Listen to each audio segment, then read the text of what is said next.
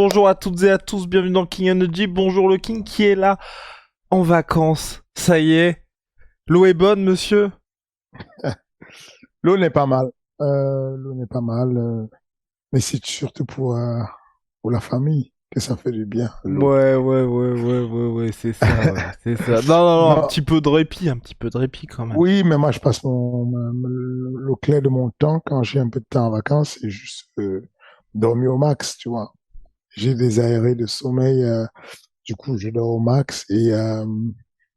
Mais voilà quoi. Et puis surtout partager des moments inoubliables avec la famille. C'est ça qui est bien. Et bah voilà, donc entre cette petite pause bien méritée, une petite parenthèse King Energy pour revenir sur l'UFC 277, qui s'est déroulé hier soir à Dallas. D'ailleurs, on avait parlé la semaine dernière, l'UFC a encore battu un record, donc record de la salle avec donc sold out évidemment, plus de 4 millions de dollars de billetterie. Vraiment, moi je suis choqué, même Dana White l'a dit en conférence de presse, c'est rendez-vous compte, donc la salle, c'est la salle des Dallas Mavericks, qui est une franchise NBA, franchise NBA qui a déjà fait les finales, qui a déjà remporté un titre NBA, et ils ont fait mieux que. Enfin, moi vraiment, je trouve ça exceptionnel au regard de la carte, parce que c'était pas C'est Conor ça. McGregor, c'était C'est ça. voilà. C'est ça. Et ils sont à la 26e, 21e, le, 21e. non, le 26e soldat consécutif. C'est une dinguerie. Non, il y a deux éléments à noter. C'est que l'OMMA est définitivement passé mainstream et que la deuxième des choses, c'est qu'il y a eu un gros travail sur la marque des trois lettres UFC. Ça prend 2 décennies. Ça prend une vingtaine d'années pour qu'on puisse arriver à ça. Euh, Tu vois, la marche qu'on a fait, on n'est même pas à une année encore pleine pour Ares. On n'est même pas on est à peine à la 8e édition. Ces mecs-là ont attendu 20 piges pour arriver au moment où, même ayant une fight card moyenne, parce que autant le Common Event, c'était très solide, le Common Event correct, décent, mais il y a eu des combats pas terribles sur la fight card, et puis surtout le Main Event, euh, Amanda Nunes sort du lot. Je ne sais pas comment elle fait, mais elle est la seule qui sort un peu du lot, techniquement parlant, chez les 61 kilos et les 66 kilos des femmes. Parce que Juliana Peña, autant elle a un bagage technique au sol, enfin, je le dis avec beaucoup, beaucoup de respect, c'est une grande combattante, Juliana Peña, c'est une guerrière comme on n'en fait plus, mais techniquement, ses kicks, c'est chaud, c'est horrible. Son anglaise, c'est pareil comme si tu as vu, comme quand tu vas voir euh, des personnes dans la rue qui se chiffonnent, quoi. Enfin, c'est pas terrible. Mais malgré ça, on a ça en main event et on a enfin, vraiment, c'est le benchmark. Il n'y a rien à dire. Quand tu es capable de faire autant de soldats quel que soit le niveau de la Fat Cat, bon, ça veut dire que tu as compris le game. Ça veut dire que clairement, ils ont masterisé le game, ils ont compris comment ça marche et ça leur réussit très bien.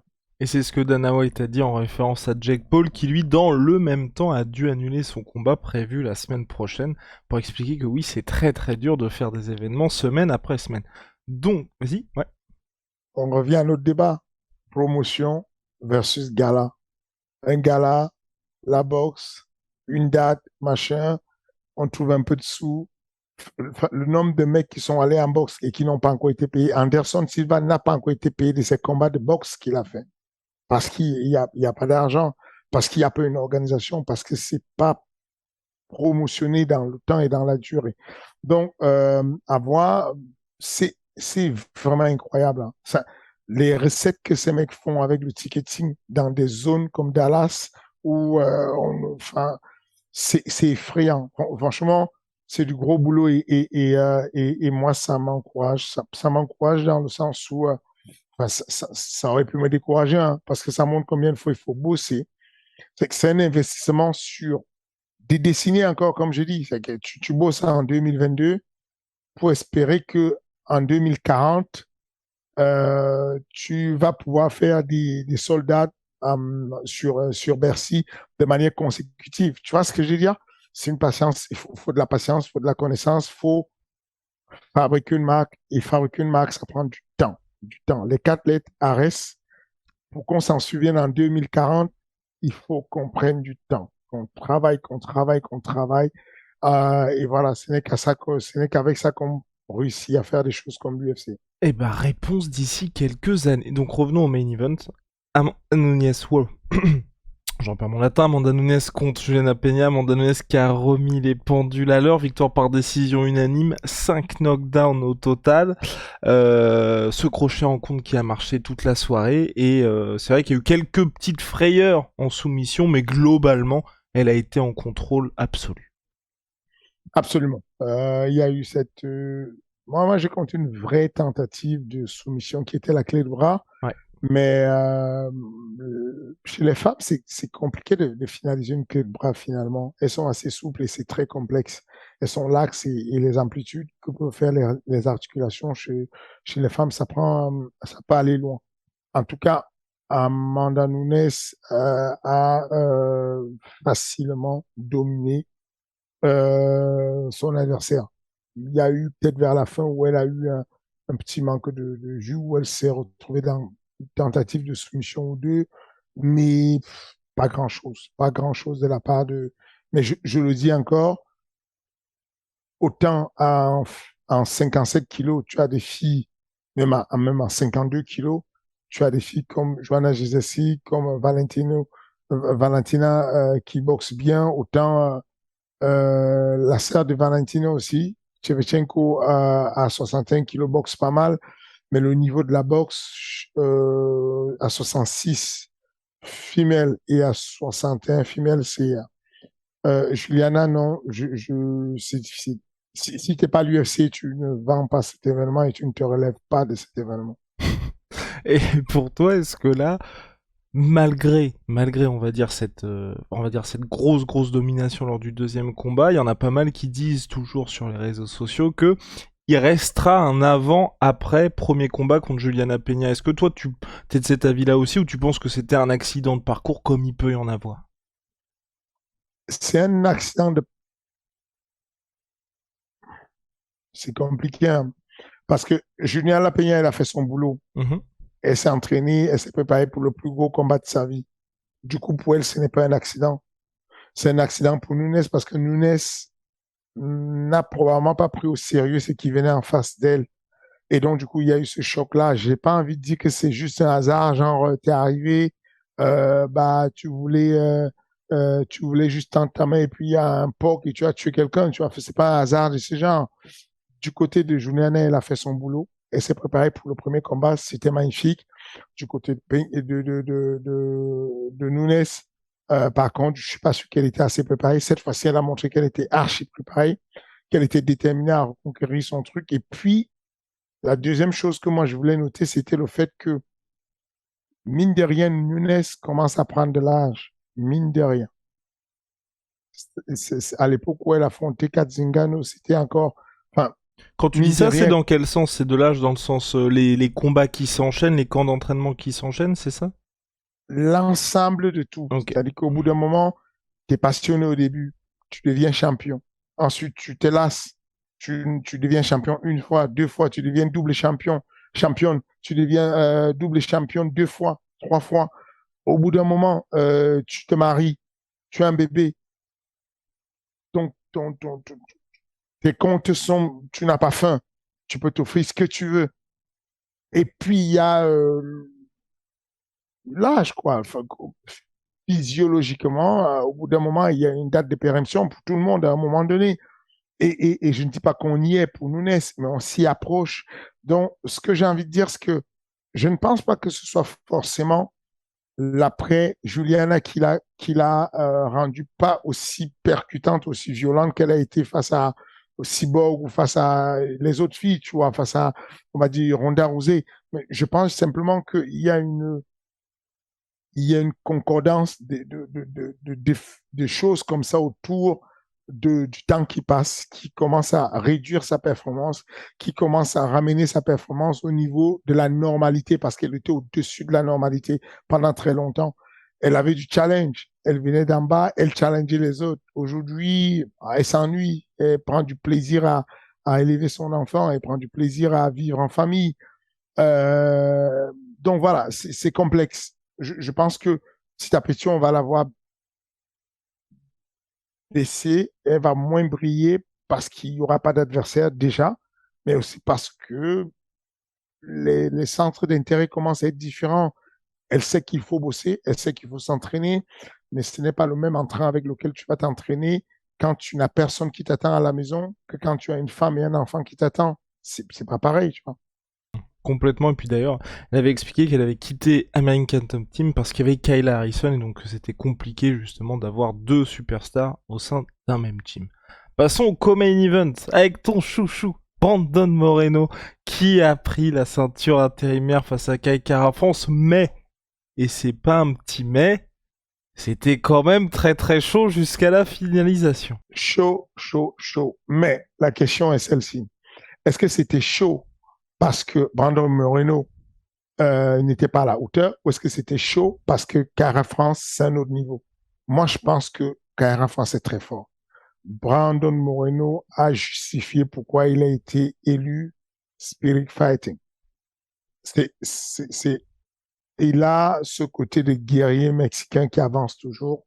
Il a un gros travail qu'il a fait. Sur ses précédents combats, il avait déjà mis beaucoup de high kick qui endormait un peu cette surface-là. Et quand il a passé son middle kick et au niveau du foie et que la garde était montée, bah, c'est passé crème.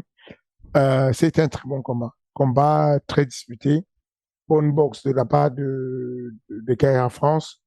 Euh, Beau déplacement, mouvement, cadrage, pression, la pression, le niveau de, comment dire, le rythme du combat était très, très soutenu. Donc, ouais, je suis toujours Brandon Moreno all days.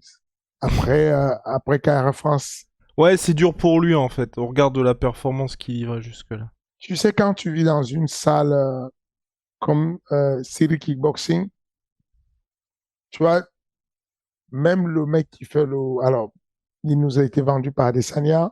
Comment il fait le gars qui a Blood, fait le tout premier combat, Blood Diamond. Blood Diamond. Blood Diamond, il a fait le tout premier combat. C'est une montagne qui est couchée d'une souris, comme on dit dans le milieu du rugby. Cependant, euh, les mecs viennent d'une... Quand tu viens d'une grosse team, c'est ça le truc en fait. La grosse team te hype, la grosse team t'élève, la grosse team te pousse, quoi. C'est que il y a tellement de champions à City Kickboxing qu'un mec comme Kaira France, bah, il baigne dans ça, tu vois. Il baigne dans ce très haut niveau, ce combat. Et bon, voilà, moi, j'ai pas été déçu de la performance de Moreno. Il a fait ce qu'il fallait faire.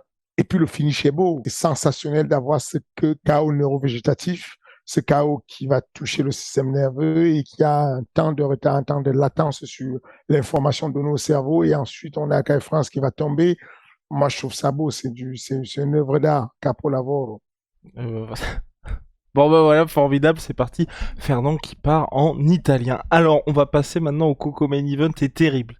Terrible, et là on a besoin de ton expertise parce que ça peut concerner Cyril Gann, ça peut te concerner aussi dans le futur. Sergei Pavlovich s'est imposé face à Derrick Lewis qui est maudit chez lui dans le Texas. Là, est-ce que pour toi il y a un vrai déclin pour Derrick Lewis? Non, c'est pas un déclin pour Derrick Lewis, c'est un manque de chance pour Derrick Lewis. Derrick Lewis a affronté un animal. Ce mec, c'est un problème. Pavlovich, c'est un problème. On a beaucoup de problèmes.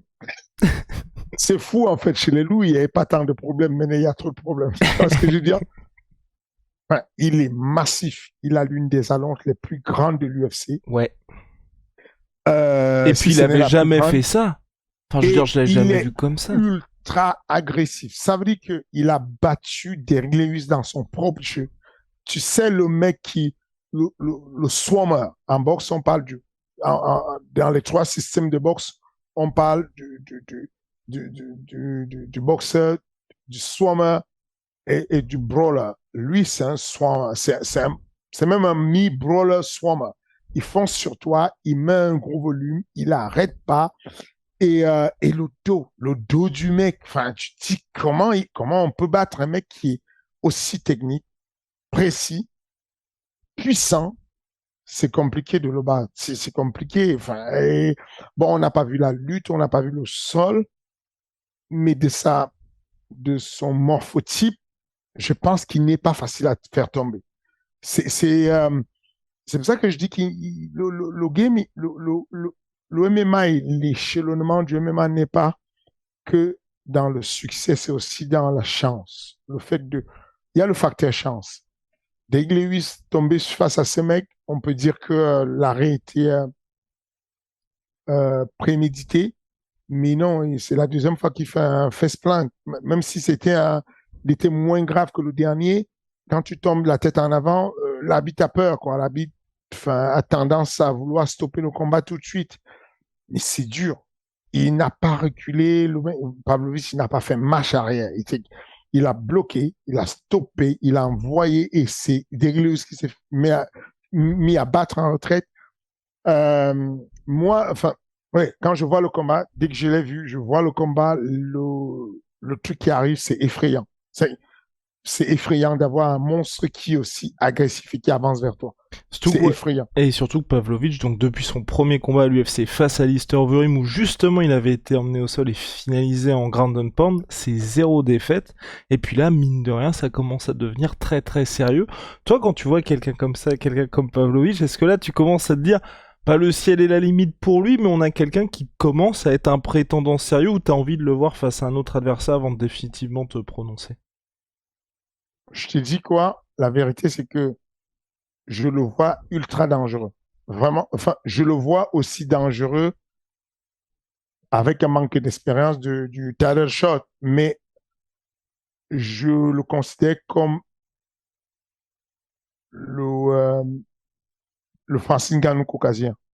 Wow, wow, wow, wow, wow. Hot take! Oui, physiquement, il est impressionnant. La, la constitution, son morphotype, je serais curieux de voir mon collègue Clément Marcoux nous faire euh, une petite analyse dessus, comme il a si bien là, comme il a le secret de nous faire des belles analyses sur tous les détails musculaires du mec, sa stature, son morphotype. C'est un problème. Ça va être un problème. Tôt ou tard, ça va être un problème pour n'importe qui. C'est un problème, Pavlovich. S'il continue sur cette lancée, s'il s'entraîne, c'est un problème pour n'importe qui. Et là, pour Derrick Lewis, on en fait quoi maintenant? Ça va être compliqué pour Derrick Lewis. Je pense qu'il devrait déjà éviter de combattre euh, Dans le à Texas? Dallas, dans le Texas. Il devrait éviter tout ce qui est Par ailleurs, euh, juste, t'y crois ça d'ailleurs? Enfin, tu vois, je veux dire, trois combats chez lui, 3 défaites. Pour toi, c'est uniquement dû à ses adversaires ou tu penses qu'il y a un truc qui commence à jouer mentalement, quelque part? bah, peu importe si c'est la réalité. Moi, je ne suis pas superstitieux du tout, du tout, du tout. Cependant, scientifiquement, je sais que la nociception, comment dire, l'effet nocebo, ça a une importance capitale dans le combat. De la même manière que il y a des personnes qui ont des croyances et qui vont les pousser à aller gagner un combat parce qu'il y a cet effet placebo. D'un autre côté, en opposition, il y a l'effet nocebo. Aujourd'hui, on peut le dire sans risque de se tromper. Il a verbalisé lui-même Derrick Lewis.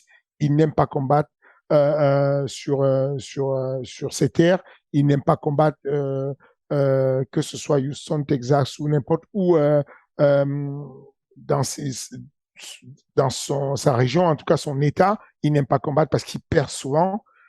Bah, quand la personne a déjà ça dans le cerveau, c'est compliqué, ça va être très très compliqué de le lui retirer. Tu sais, tu as déjà entendu parler de ces combattants qui ont très peur de faire l'amour le jour ou la Oui, veille du combat ou voilà complètement. Ouais. parce que soi-disant ils auraient perdu un flux d'énergie si jamais ils ont un rapport sexuel. D'ailleurs, est-ce vrai ça? Du tout, ce n'est pas vrai du tout. Scientifiquement, des études très sérieuses ont prouvé que ça n'avait pas lieu du tout. Il y a aucun rapport. C'est que tout au contraire, euh, une relation sexuelle va apporter de la sécrétion de la sérotonine, qui est un hormone, qui est l'hormone du bonheur, du bien-être, de la confiance en soi. Enfin, il y a de manière générale que des actions bénéfiques sur le fait d'avoir une relation sexuelle la veille ou enfin, à l'approche du combat. Ça n'a pas d'incidence du tout. Scientifiquement parlant, c'est prouvé. Il n'y a aucun influx, la notion d'influx perdu ou pas n'existe pas sur les recherches en question. Euh, mais cependant, les personnes qui vont avoir cette idée dans la tête de se dire que culturellement, on lui a appris que on ne s'approche pas de sa compagne, ou du côté des femmes, on ne s'approche pas de son compagnon à l'approche du combat de façon à garder ce truc pur et l'énergie en question pour le combat. Si tu les amènes à contre-nature à le faire la veille, c'est très risqué parce qu'il y aura ce qu'on appelle l'effet nocebo.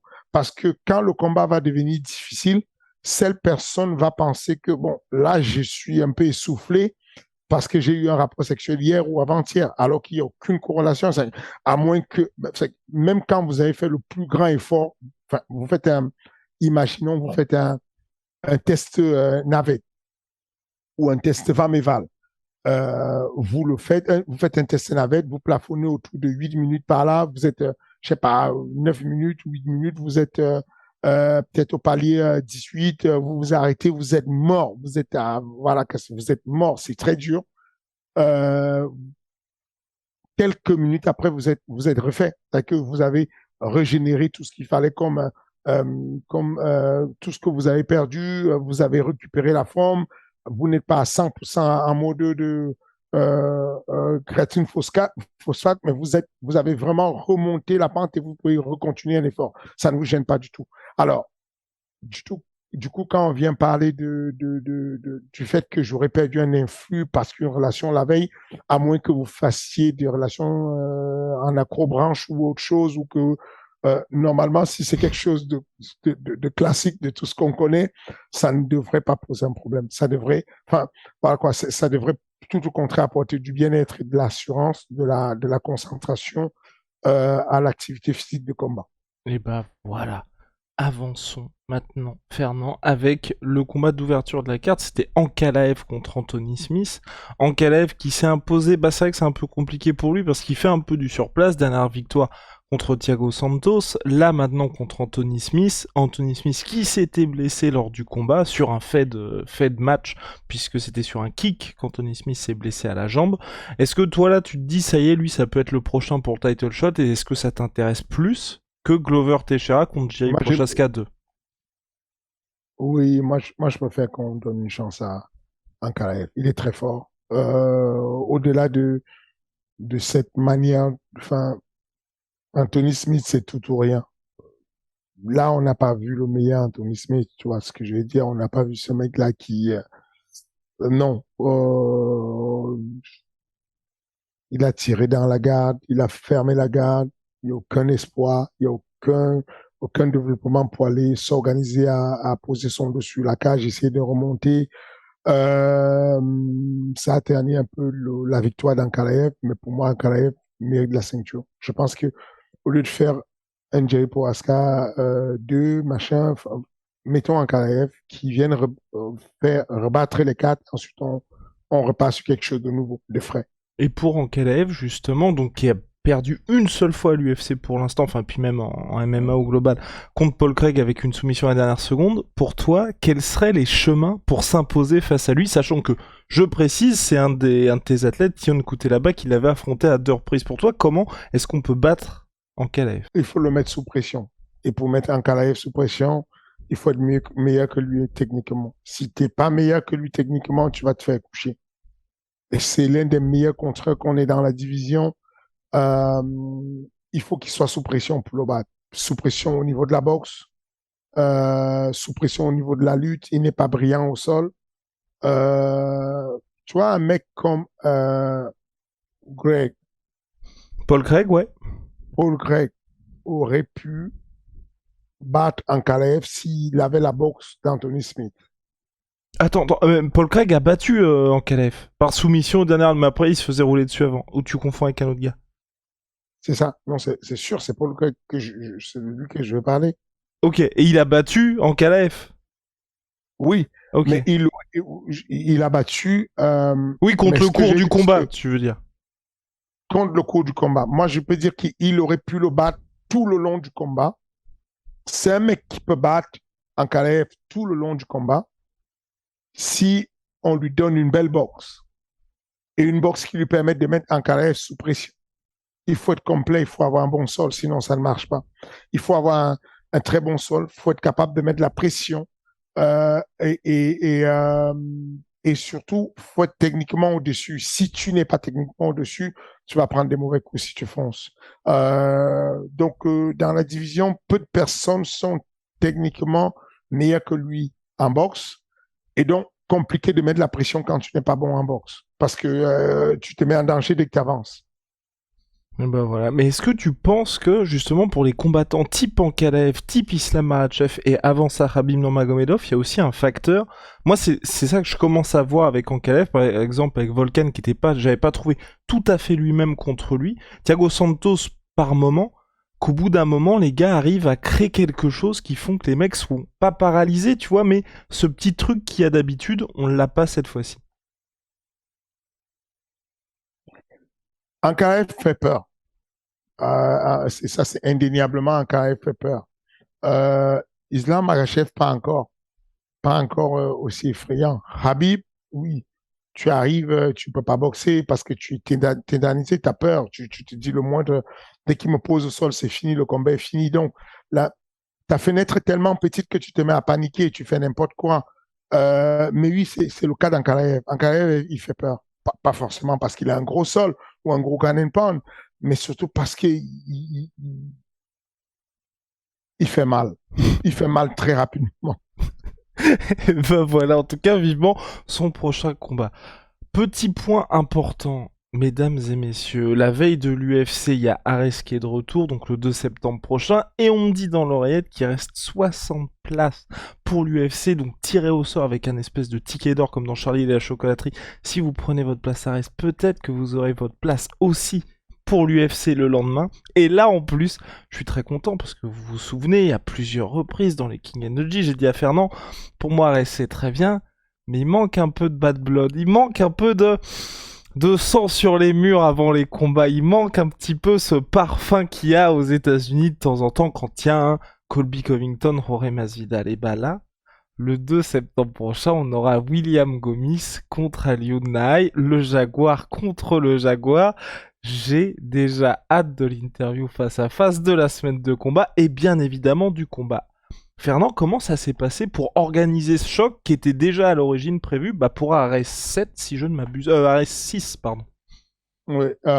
Comment ça s'est organisé à l'occasion faudra faire une interview à M. Benjamin Sarfati. C'est Ok. lui qui a complètement dealé ce combat-là. Je n'y étais, je n'y suis pour rien. J'ai rien fait dessus.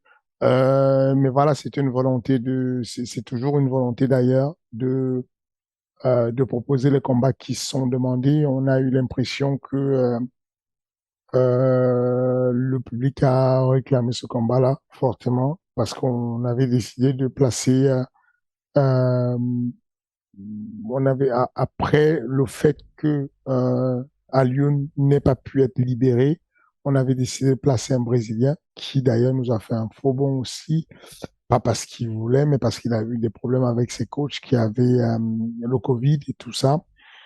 En tout cas, nous, on avait la volonté de refaire le combat si c'était possible. Je l'avais dit à une interview, Benjamin l'avait dit à une interview. L'opportunité s'est posée. Alioune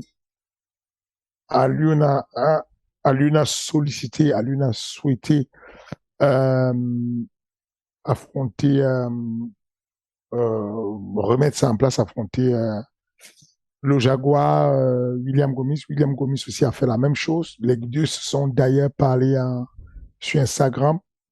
Enfin, moi, j'ai vu la conversation, c'était violent quand même.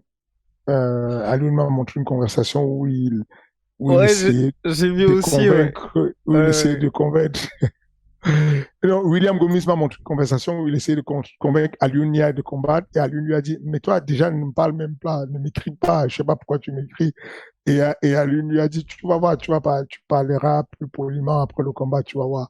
Mais c'est bien cette tension naturelle qui n'est pas forcée.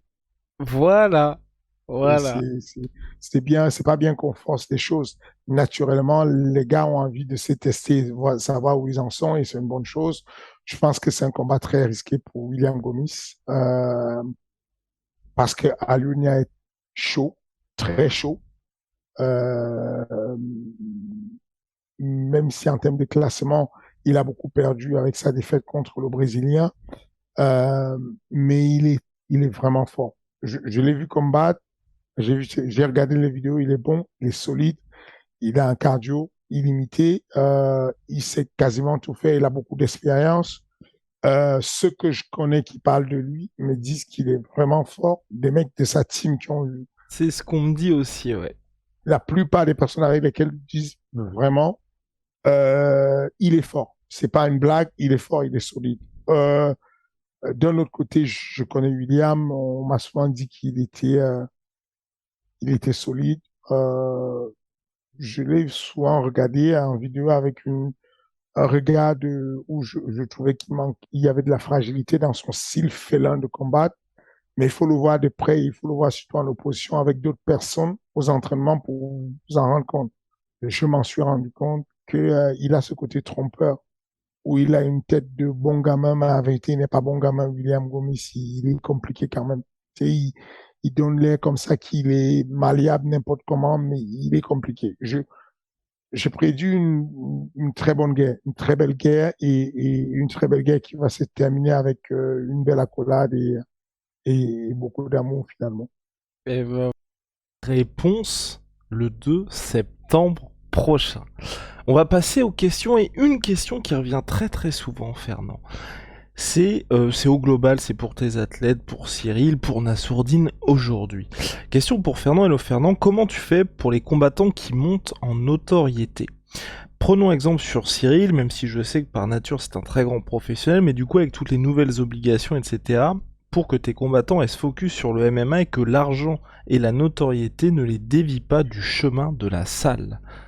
Et je pense que tu as déjà été aussi face à des athlètes qui ont peut-être, qui se sont perdus là-dedans. Euh, c'est c'est euh, c'est rare quand même, hein. Il n'y a pas beaucoup d'athlètes qui se perdent comme ça dans la autorité, surtout qu'il n'y en a pas beaucoup vraiment très célèbres.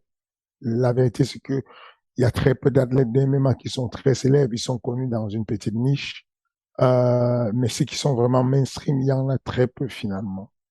Euh, la première des choses, c'est que dès le début, on entraîne les gars, nous, on les forme à ce qu'ils soient habitués aux médias. Je le dis souvent aux médias, tu sais, des fois, il y a des journaux, il y a une tonne de médias qui arrivent à la salle et s'excusent, ils rasent les murs en disant, bon, on va être le moins visible possible, on va pas vous embêter longtemps, est-ce que on veut faire l'interview maintenant parce qu'à l'approche du combat, on a peur que vous ne soyez pas disponible. Et bon, je lui ai dit non, ils sont entraînés pour.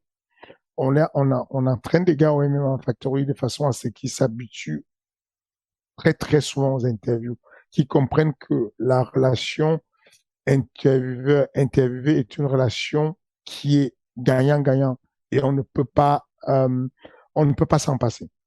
Les médias ont besoin des athlètes pour faire des contenus, mais les athlètes ont terriblement besoin des médias.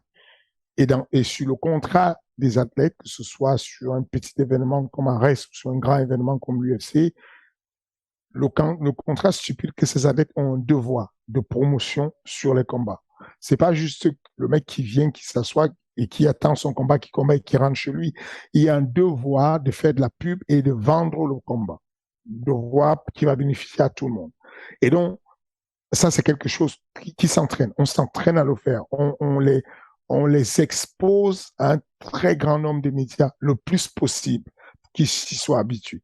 Quand vous débarquez sur la ceinture de l'UFC et que vous n'avez pas fait tout cet apprentissage-là, il est très difficile pour vous de récupérer sur les 2 semaines précédant la ceinture parce que vous êtes pressé comme une orange au max du max.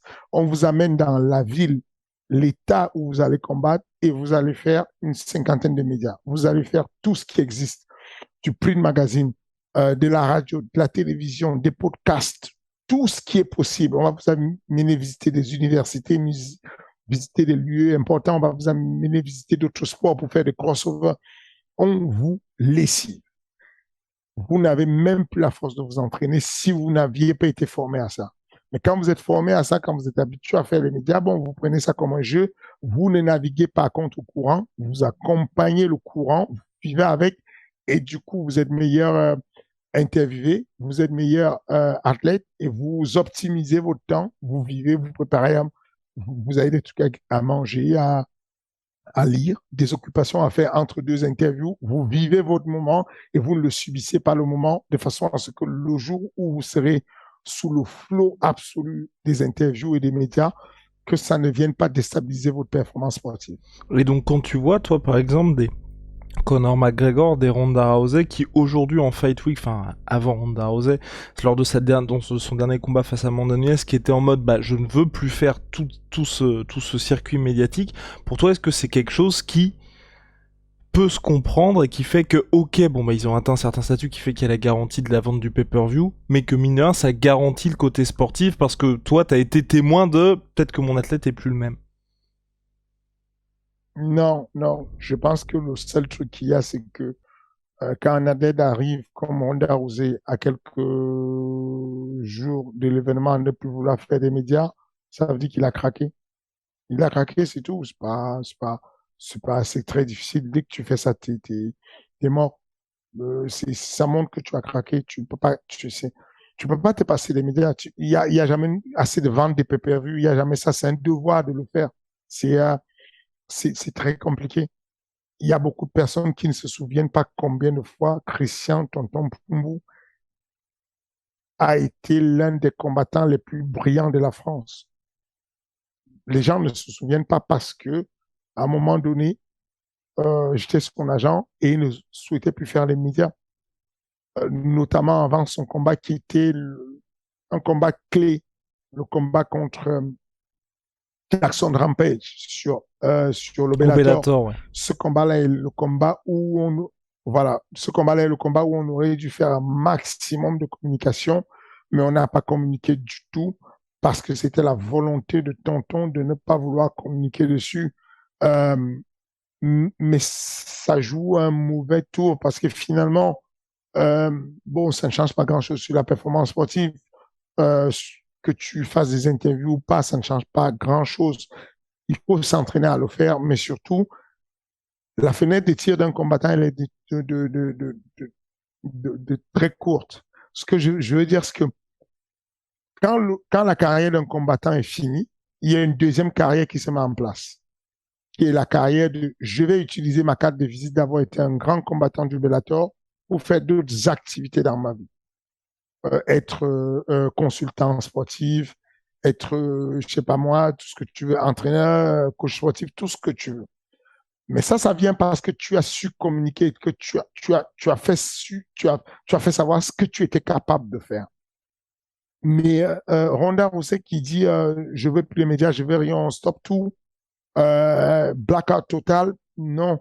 Je pense que il y a des moments où tu peux dire ok, je vais faire 2, 3 jours sans médias, ou bien je vais faire tel type de médias, mais tu as besoin de communiquer un minimum. Faut pas craquer, tu peux pas stopper de faire ça.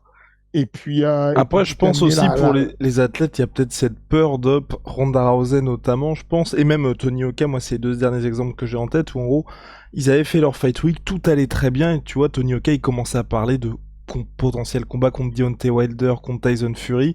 Ronda Rousey, il parlait de potentiellement un combat contre Floyd Mayweather, tu perds ensuite, et ensuite c'est un déferlement du côté des fans. Donc c'est vrai que, ok, ça vend bien quand tout se passe bien, mais si ça se passe mal, t'as peut-être ce côté revers de la médaille où tout le monde va se jeter sur toi. Oui, ça c'est un problème qu'on ne va jamais réduire. Les fans et les personnes non concernées qui prennent des choses à cœur et qui vont invectiver les combattants, ça c'est pas juste, c'est pas seulement en MMA qu'on fasse des interviews ou pas. Il y a une émission qui est passée récemment sur France Télévisions où ou des athlètes de sport comme l'athlétisme ou la natation montraient les conversations et les DM que leur envoyaient des fans. C'était horrible, c'était blessant. Mais encore une fois de plus, ce que je veux dire, c'est que je comprends cette crainte. Du coup, quand tu fais ton interview, tu peux éviter de faire des déclarations qui sont euh, très positives. Comme ça, il y a un juste milieu à tout.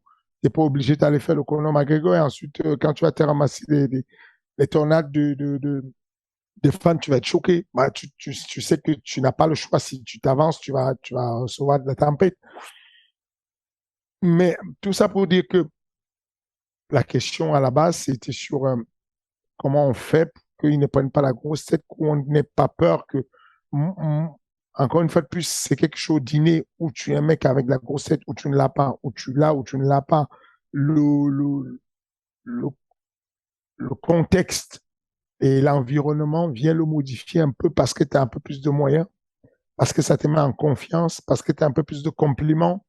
Mais en réalité, si tu as été bien éduqué et que tu es quelqu'un de humble, tu restes humble, quel que soit ce qui se passe. Si tu as été mal éduqué et que tu es quelqu'un de pas humble, bon, voilà, c'est comme ça, tu peux pas changer la personne, tu vois, c'est comme ça. Et bah voilà, on boucle la boucle de ce King Energy Summer Tour.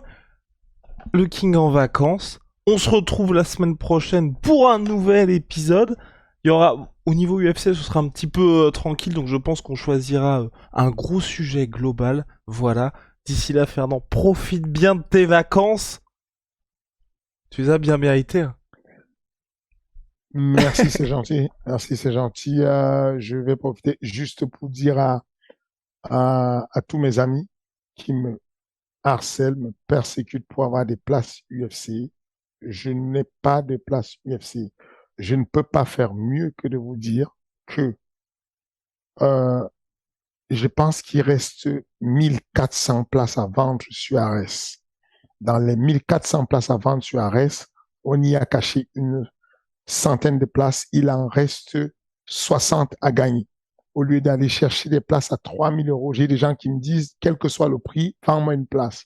Au lieu d'aller chercher des places à 3000 euros, allez juste prendre une, deux, trois petites places Ares et derrière ça, vous avez gratuitement, vous allez recevoir un message disant que la place que vous avez achetée, on y a attaché une place UFC. Pensez juste à ça. Donc, je n'ai pas de place. Je n'ai plus de place. Je n'ai pas de place UFC. Tout ce que j'avais comme place UFC, c'est passé. Et il y a encore des places cachées dans les places Ares. Prenez-les et puis grattez. Et puis peut-être en grattant, vous allez tomber sur une place qui est accouplée à une place offerte de l'UFC. La place, elle est offerte. Vous achetez une place Ares et peut-être vous allez tomber sur une place offerte UFC. C'est le ticket d'or. Voilà, Donc voilà, en plus, pire des cas, c'est juste Ares, ce qui est quand même pas mal. voilà. Au pire des cas, vous avez un ticket Ares avec des très beaux combats, deux ceintures, ceinture poids lourd, ceinture flyweight chez les filles, avec des très bons combats. Donc, allez-y, prenez vos places. Merci encore. Je vous souhaite bonnes vacances à tous ceux qui sont en vacances. Et puis, merci Guillaume, à bientôt.